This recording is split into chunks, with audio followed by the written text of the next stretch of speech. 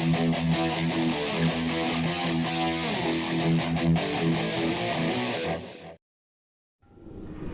kembar Hana dan Rihani bikin heboh. Aksi tipu-tipu mereka menjual iPhone dengan harga miring menyeret banyak korban. Kerugian yang ditimbulkan kabarnya mencapai 35 miliar rupiah. Wow, banyak ya duit segitu ya. Dan salah satu korban telah melaporkan si kembar ini pada Juni tahun 2022 lalu terkait pasal penipuan dan penggelapan. Dan kemudian si kembar dimasukkan dalam daftar pencarian orang atau DPO atau buronan. Namun tak lama kemudian pelapornya yang bernama Pungki menjadi tersangka dan saat ini telah menjadi terdakwa dalam kasus penipuan dan penggelapan. Pungki sendiri dilaporkan oleh orang yang memesan iPhone darinya dengan cara membayar di depan. Sementara itu, uang dari pelapornya itu dipergunakan untuk membayar pesanan iPhone kepada si kembar. Singkatnya, Pungki lapor si kembar, namun Pungki juga dilaporkan oleh orang.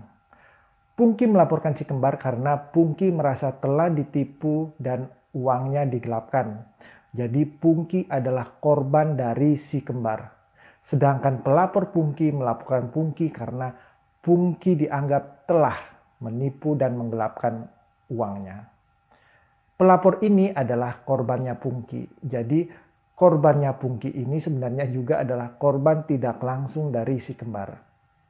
Jujur, saya sangat bersimpati dengan apa yang dialami oleh Pungki. Ibaratnya sudah jatuh tertimpa tangga dan tangganya dari besi lagi. Menurut Direskrimum Polda Metro Jaya, ada niat jahat atau mens rea dari Pungki hingga ia ditetapkan menjadi tersangka. Namun menurut penasihat hukum Pungki, apa yang dilakukan oleh Pungki adalah murni bisnis dan tidak ada mens reanya. Dalam dunia bisnis mencari keuntungan adalah suatu hal yang wajar.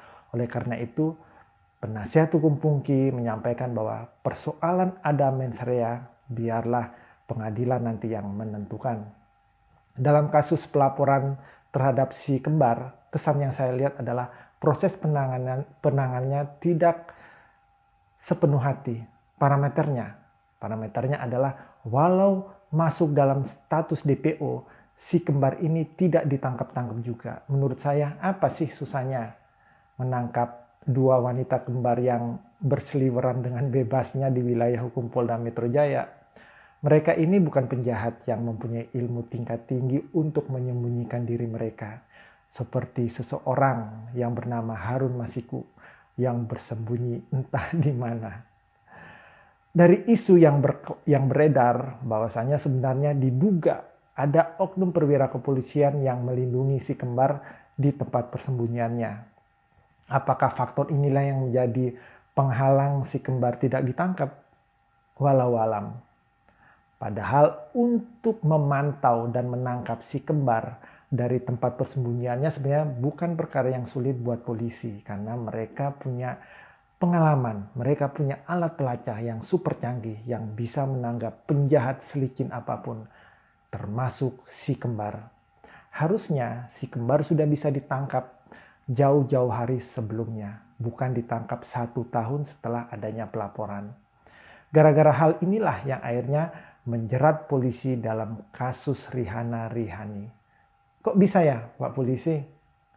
Ibaratnya si kembar ini mainnya di depan mata polisi dan polisinya entah melihat atau pura-pura tidak melihat alias merem, saya juga tidak tahu. Sebenarnya ada apa sih Pak Polisi? Jagalah wibawamu agar engkau selalu dihormati dan dipercaya oleh masyarakat. Semoga institusi polisi tetap baik-baik saja. Terima kasih.